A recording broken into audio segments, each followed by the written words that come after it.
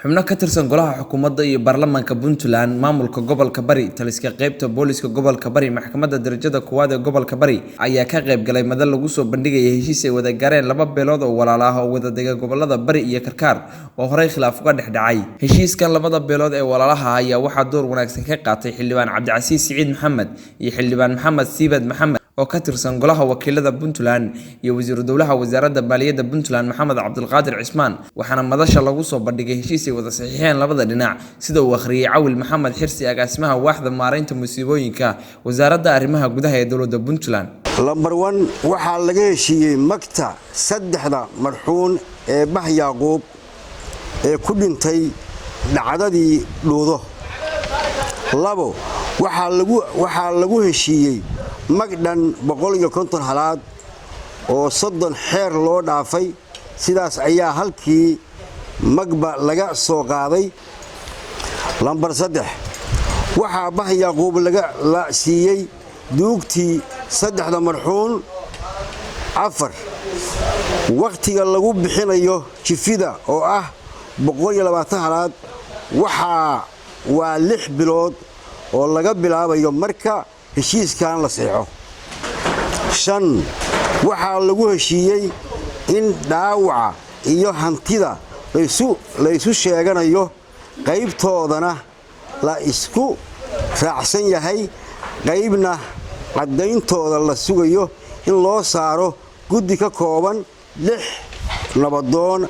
ayna fariistaan bartamaha Abriil 2020 si arintaas ugu heshiiyaan soo jeedinta bayaanka kadib qaar ka mid ah odayaasha iyo waxgaradka ka kala socday labada dhinac ayaa soo dhaweeyay heshiiska ay wada gaareen ushaan waa sida looga ballamay waxaanu isku afgaranay nabad iyo walaalnimo iyo heshiis iyo wax wada qabsi aad iyo aad baanuna u soo dhaweynaynaa daraf ahaan ilaahay sida lagu tashaday ku aqbalo oo si khayr ka dhigo si khayr bay joogtaa arintu maanta bay joogtaa waxaan qabaa inaan gadaal looga soo noqon sida ay ku dhamaatay insha Allah waxaan kale oo mudan halkaan in si weyn looga mahadceliyo mas'uuliyiintii reerka labadii xildhibaan iyo wasiir dowlihii wasaaradda maaliyadda oo runtii aan qirayno inay waqti badan iyo juhdi badan gasheen heshiiskan galabta natiijadiisa halkaan laga dhawaaqay gudoomiyaha maxkamadda darajada koowaad ee gobolka Bari Abuukar Cabdinuur Jaamac gudoomiyaha gobolka Bari Cabdisamed Yuusuf Maxamed Abwaan taliyaha qaybta booliska gobolka Bari Gaashaale Sare Xuseen Cali Maxamuud xildhibaan Cabdicasiis Siciid Maxamed oo ka tirsan xildhibaanada golaha wakiilada ee baarlamaanka Puntland Maxamed Cabdulqaadir Cismaan wasiir dowlaha wasaaradda maaliyadda Puntland Maxamed Cabdi Cismaan wajiino wasiirka dekedaha iyo gaadiidka badda Puntland oo goobjoog ka ahaa madasha heshiiska lagu gaaray ayaa dhankooda la dardaarmay labada dhinac ee heshiiska gaaray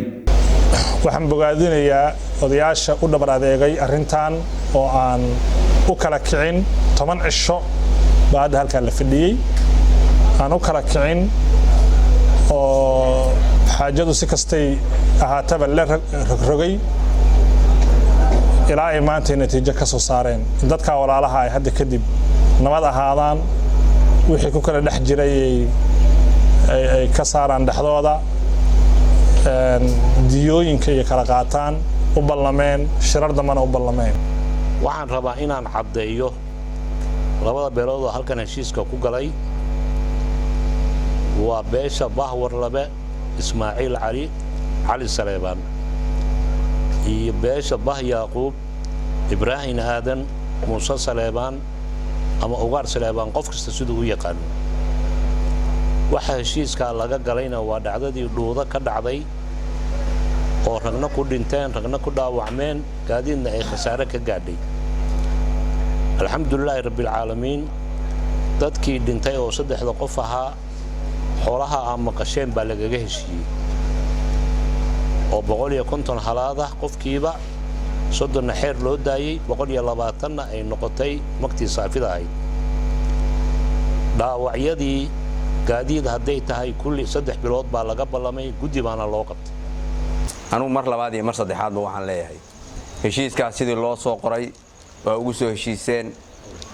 odayaashaas iyo mas'uuliyiinta dawladda ka soo shaqeeyeen waanu goobjooga ka nahay waan la qaadanay hana la fuliyo heshiis dhammaystiran baa gaadheen waxaan heshiiskaas caaw ka turjumayaa deegaanada fogfog ka timaadeen ayuu caaw ka turjumayaa in laba qof ay ku wada seexdaan si nabad ah baan idinku mahadcelinayaa mar labaad iyo mar saddexaad iyo mar afraad annaga astaanteedu waa nabad dawladdan astaanteedu waa nabad ilaahna waxaan rajaynayaa nabadgelyadaas inay socoto madaxweynaha dawladda Puntland hadde dhowr jeer buu arrimahan ka hadlay ilaahidankiisna waxaan rajaynaynaa hadde qorshaha hadda socdana isagaa budhigo u ah waxaan kaloo ballan qaadaynaa heshiiska aad hortayada ku saxiixdeen inaanu maqranta ilaahay ka nahay walaalayaal arrintaa maanta sulx ah oo intaas oo ehela hortiis aad ku saxiixdeen waxaan rajaynaynaa siday tahay inay u fushaan waxaan rajaynaynaa insha Allah in